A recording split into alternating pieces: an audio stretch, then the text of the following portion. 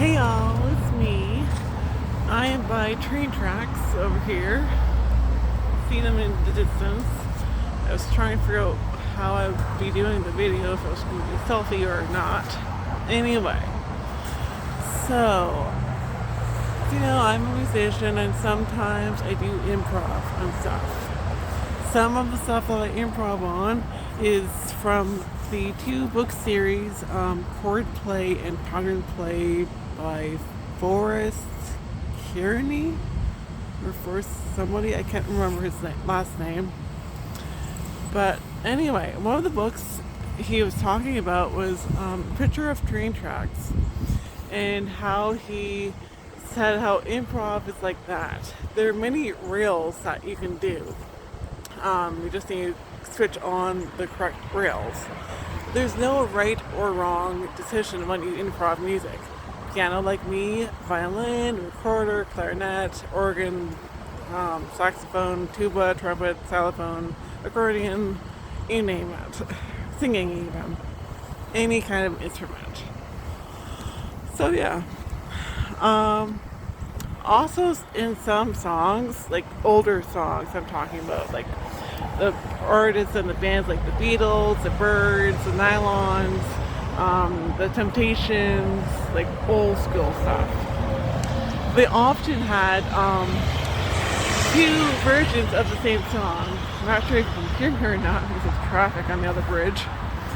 But anyway, they often had two versions of the same song. They had like the radio edition, which is like 2-3 minutes long, maybe 4.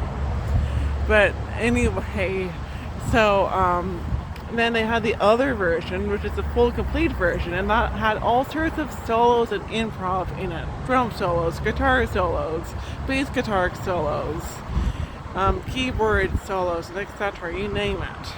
So yeah, just wanted to share that with you. I will also be doing another video attached to this one. My new phone allows me to do that, which is cool. I can make a movie. It's funny. But anyway, once I get home, I was meaning to do this video back in January or February, but it's way too cold. It's March now. But yeah, I will be doing another video and putting this video and the other video together. I'll just be like reading the what Forrest Kearney said about the train track analogy with the improv. So yeah, it's a beautiful view as you can see. Thanks for watching this part. Stay tuned for the next part. Hey guys, welcome back to the part 2 of the improv train track video thingamajig. I don't know what to call it. I'm sorry if you couldn't hear me clearly when I was outside. There's a lot of traffic. A lot. But anyway. I was trying to explain about the train tracks and how basically when you improv, you're on a train track in a sense. And you know how there's train tracks that go in all over the different directions. You just need to click different switches, train track switches and stuff like that. To go either right or left or whatnot, or stay straight. Who knows? It's up to the conductor, I think. But anyway, so I got the Pattern Play books. It is in Pattern Play number 6. Pattern Play has 6 books and Chord Play has 5 books. Anyway, and it is Forrest Kinney that is the one who did the books, both sets. So I was somewhat right on his last name. So here's the book. I should have done the dual recorder version. But anyway, see the Pattern Play and the train tracks. Anyway, I will read to you. In the music written for the piano, The left hand usually plays an accompaniment, while the right hand makes melodies. The two hands share these roles in some of the pieces in this book, weaving together to create intricate, full-sounding music. As our journey into creativity continues, tracks that once ran separately now run together, carrying us towards somewhere we've never been before. You can see the Traintrack picture. Again, I was going to do this video, the outside part, back in January. Too cold. February, too cold. Then March, finally. It's actually a nice day. So yeah.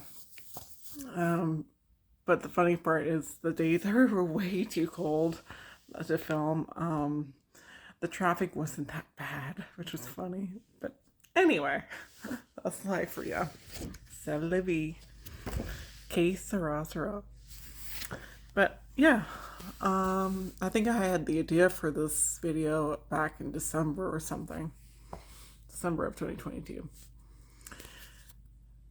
But yeah, so improv, there's no right and no wrong way. You just do it, you flow with it. And actually, one of the improv pieces is actually called Flow. I think it's in Pattern Play 1, maybe Pattern Play 2.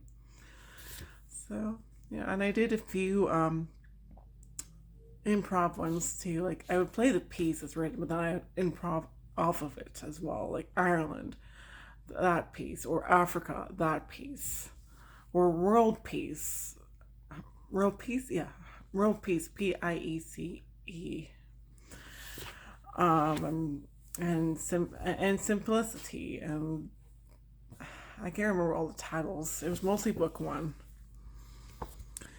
But yeah, that's all to do with improv. Again, there's no right or wrong way. When you improv a piece, yeah, it's this form of composing, but because you're doing it as you're doing it, that was badly worded. You just need to start in a key. Maybe you could do a ground bass. Like, here's an example of a ground bass. Pachelbel's Canon.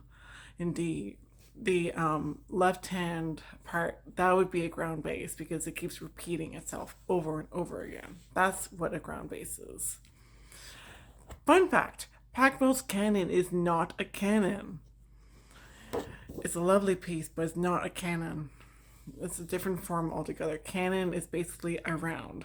And I actually touched on this in another video about a year ago, I think it was, about what's the canon and music theory thing. But anyway, then, so like improving, you don't really have rules to follow. Even if you play like minor seconds, major sevens, and weird funky chords, that's fine. You have to make sure that you repeat it so it won't be like it sounds odd. But anyway, then if you're improving off a piece, yeah, you do have to like follow what the piece is. So if we, for example, Mozart, he did so Twinkle Twinkle Little Star, Baa Baa Black Sheep, the alphabet song.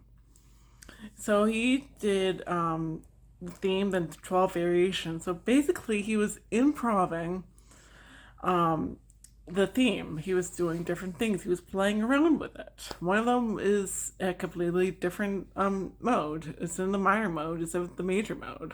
So yeah, that's a form of improvisation when you do variations and stuff. One of my own pieces that I wrote, Mary's Variations in C. I can't remember at this point if I recorded and posted it and put it in my Charlotte Peggy Swan stuff. But anyway, yeah, like that piece, I did a theme, then I improved on it, and I did different variations. So yeah. I remember when I was playing at Holy Thursday Mass for a church 1 or 2 years ago. The communion hymn was, I cannot remember, it was in D minor.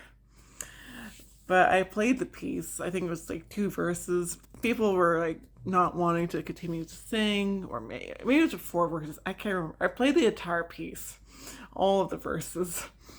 But anyway, so I then, father was still giving out communion, and then they had like clear off the altar and put away the dishes and close the tabernacle and etc., etc., etc., and have some time to like ponder and meditate on our Lord after we received communion and after everything was done.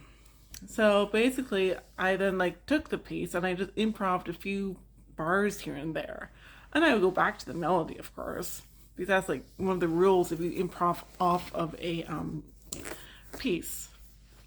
So yeah, I know that's not too in depth, but yeah, that's just a little music theory for you. And oh, if you like listen to jazz, like they are very good at improv. And as I was saying in my first part of this video, since hopefully I can do it into a movie. Yeah, I was talking about like the Beatles, Beach Boys, the Byrds, Nylons, the Temptations, Blood, Sweat, and Tears, like old school stuff. They had 2 versions of the same piece. Dolly Parton, I bet, like country music too, I think. They would have 2 versions of the same piece. The long version, which was not played on the radio, because the radio stuff, you have to have like a time limit, 2 or 3 minutes each piece. Or per piece is per hour or something, I can't remember.